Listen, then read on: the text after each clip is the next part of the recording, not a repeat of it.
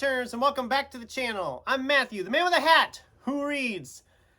And for today, it's time to do a real early look at 2024, because it's never too early to look ahead. And as we're coming down the home stretch here, coming up in the last third of 2023, I'm starting to realize I'm not going to get everything read that I wanted to get read this year. Big shocker. So I did this video, or a version of this video, a year ago and thought, let's do it again. So these are 5 fantasy novels I want to get to in 2024. When I did this video a year ago, I told myself I was going to get them all read that I had put in that video, but that did not happen. I have 2 of them here from last year's video that we'll talk about first. First up is George R.R. Martin's Game of Thrones. A Game of Thrones. Like I said a year ago, I wanted to read this because I've always heard how great it is. And I haven't gotten to it yet. And I think part of it is just because of its sheer length. I mean, it's not a short book by any means. Also, the fact that the series is technically unfinished is probably a little bit also working against it for me in the back of my head. I just haven't. It's one of those that's sitting there and I keep telling myself, oh yeah, I'm going to read that. And it's been sitting here a year at this point and I haven't even thought about picking it up yet. I will get to this at some point, obviously. I hear so many great things about it. I want to read it. And hopefully next year will be the year. I'm kind of looking at maybe February, when I do Fantasy February again, tackling this one. And the next book I'm going to talk about, which was also from last year's video, and that's Joe Abercrombie's The Blade Itself. This is the first book in the First Law trilogy. I've heard a lot of good things about this series, but I've also heard a few negatives. Nothing too major, but I really want to read this. I told myself I was going to start this when I finished Witcher, and that didn't happen. I told myself I was going to read it this past February for Fantasy February, but that didn't happen.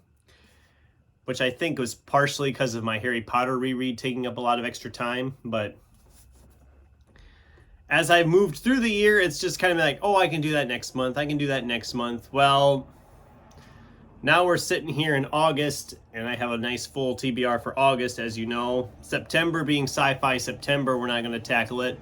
October is October of Horror. And then November and December, I don't see happening either because I still want to get Bloody Rose by Nicholas Eames and Mistborn by Brandon Sanderson read this year yet. So, and those weren't even on last year's video.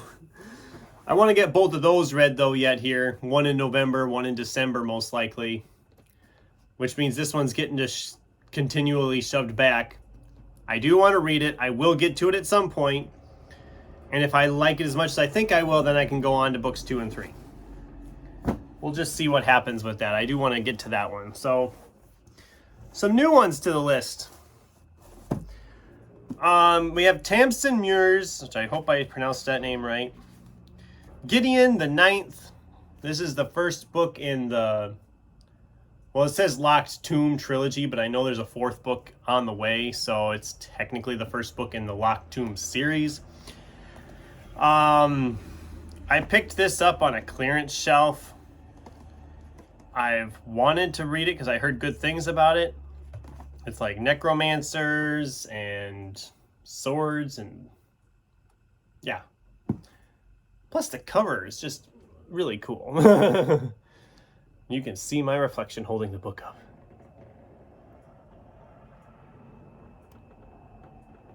Anyway, I do want to read this. It's just one that's kind of like you said, it sits here and I look at it and think, oh, someday. The next one was a Christmas gift last year from my girlfriend because this is one of her favorites, I guess. I don't remember the name of the series. I know it's the first in a series. Oh, the Sword of Truth series. That helps. This is Terry Goodkind's Wizard's First Rule. It's, again, a pretty thick, beefy boy. I'm willing to try it. I want to try it. I just haven't found time to do it because, again, it's so thick. Again, maybe in Fantasy February, or maybe this will be January. This past year I picked up Witchy Eye in January, and that was really good. So maybe that's what I'll do with this one, or Game of Thrones. One of those will maybe pop up in January, and I can. We'll see. I would like to try out some Terry Goodkind, because I've heard good things about that too. And the last one I have is one that's been sitting here over a year already, and it's looking like it's going to be sitting here another year.